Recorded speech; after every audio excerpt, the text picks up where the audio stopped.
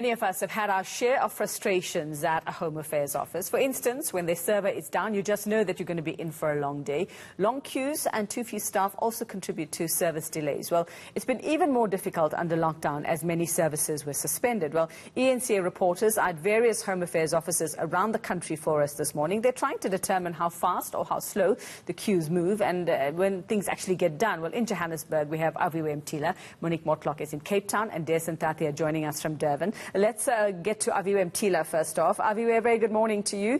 And you've been out there since early this morning. We know people queue since before sunrise. What's been the experience? Have things worsened? Have things gotten a bit better? What have people been telling you?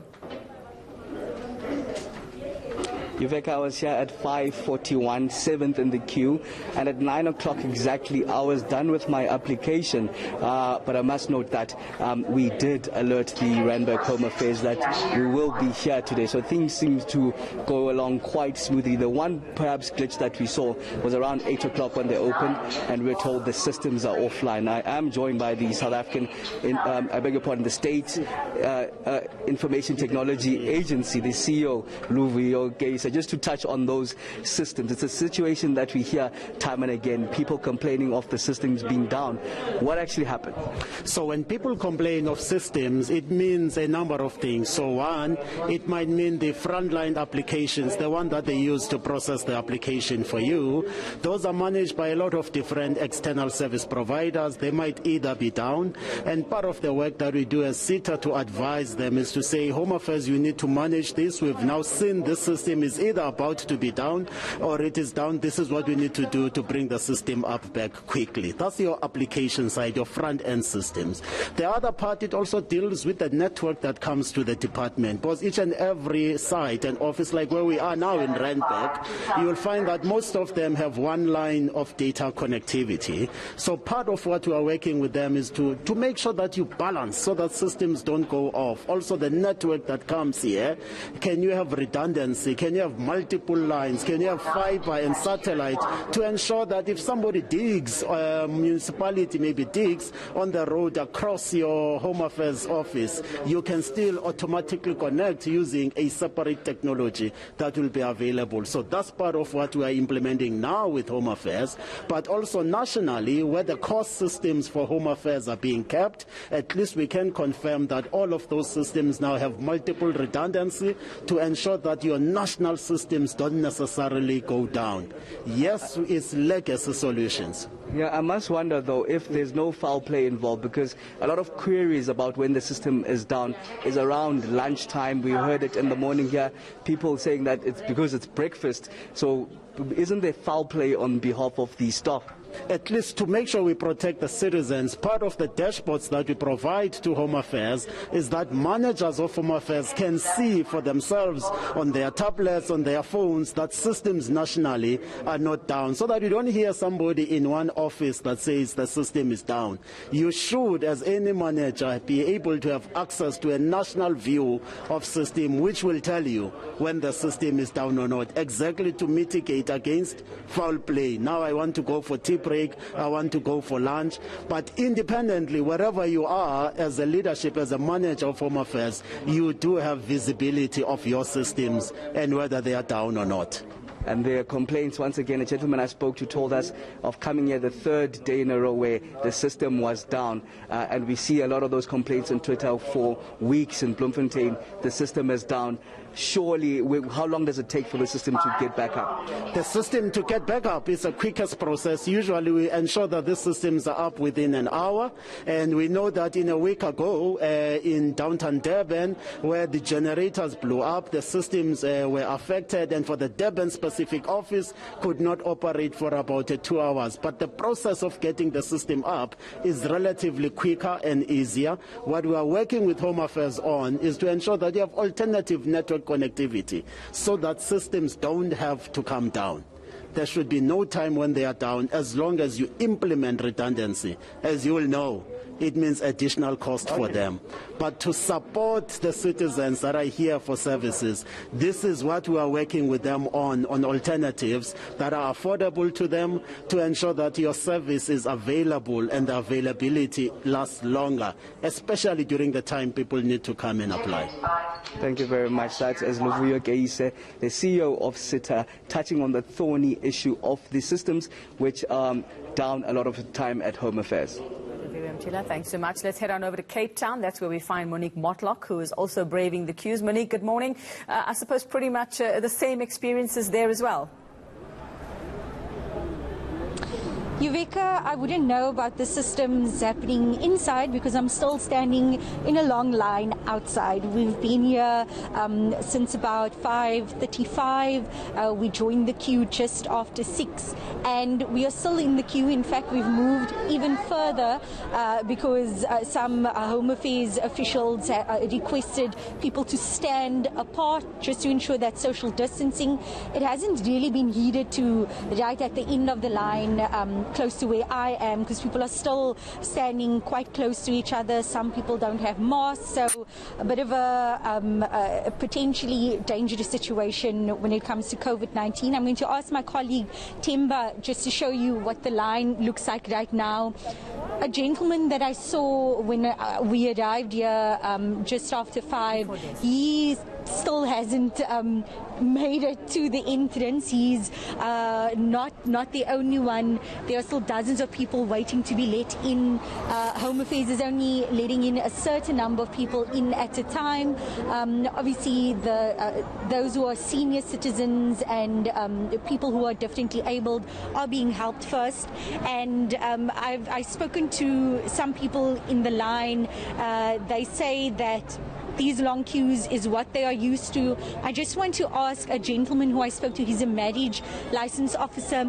Sir, if I can just have your time, you live on eNCA. You mentioned to me that you are here for the just to get the marriage license. Yes, the marriage registers.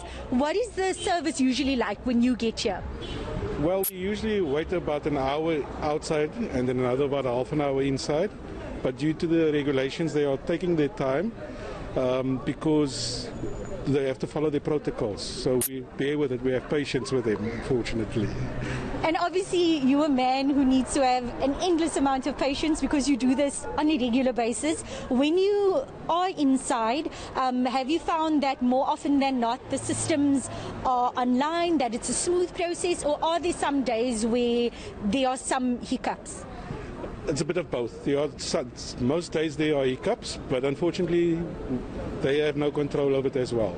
So, but we would like that it could go a bit more smoother, but unfortunately we have to bear with it.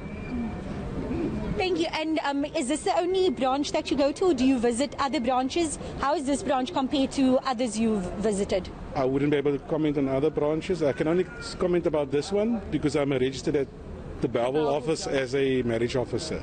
Okay. But I have spoken to a few other colleagues that's mentioned that one of the others give them similar problems as well, where they're also sent up and down. Thank you very much, and good luck with the process. There you heard it from a marriage licensing officer. There are different lines for the different applications that you have to go through.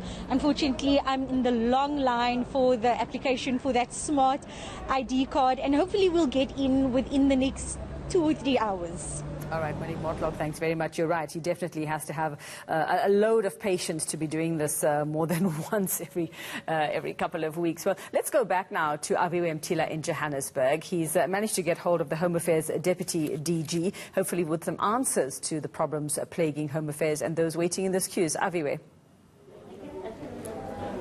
Thulani Mavuso is largely responsible for the IT at Home Affairs, the DDG of Home Affairs. Thank you for joining us at eNCA. We just had a conversation with the Thatiah CEO who suggests that it only takes about an hour to get the systems back online, but we're hearing various complaints of the system being off for a number of days. A gentleman said he's here for the 3rd day in a row and being told that the systems were down. What are we missing? Well, thank you very much for having us. I think there's multiple factors that are at play here. here.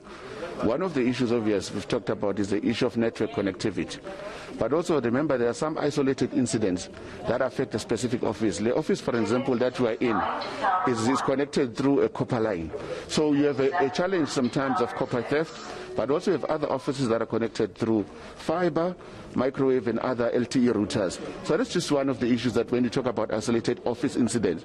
Then when you come to national outage, I think he has spoken about issues relating to power, for an example. Last week there was an outage of power at City Centurion that affected the whole area during load shedding. So the generator came on and then apparently it lost fuel. Then thereafter there were disks that were affected in our system. There's something called an enterprise service bus, which has... We were told all of that takes about an hour to sort out, but we're hearing complaints that it goes on for days where people are turned around because the systems are offline at Home Affairs. That is what I'm saying to you. There's multiple services. The issue regarding turnaround time with SITA, it could be in some instances that it takes shorter for network to be restored, but in most cases, like as we have said, that last week the generator caused the damage to the disk in the system, so we had to get IBM to come and help us to be able to resolve that.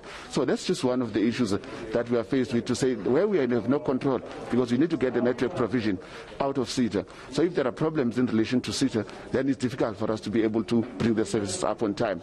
But also remember, other than the network, the application itself, as I'm explaining, that the disk was damaged in the system, so we had to get IBS software specialists to come on site to be able to do that. I must say that we've been improving, obviously, the services in terms of ensuring the effectiveness of our system. Remember, in a year we issue about 3 million smart cards, about 1 million passports. So if you look at those statistics, it will tell you that work is happening, even though there are glitches in some of the areas, but the stats will not lie in terms of what we are able to provide on an annual basis. I mean, last year alone we issued over 500,000 death certificates, almost 752,000 birth certificates that were issued within 30 days after a child is born, even during the challenges of the pandemic. So we do look at those statistics, but we know that we need to improve much better so that our people can leave our offices satisfied. There are options that we are looking at, for an example, that people must be able to collect their smart cards from a kiosk outside instead of waiting to get inside the office. It means if the security opens the gate at 6 o'clock, somebody should be able to go to the kiosk and get their cards.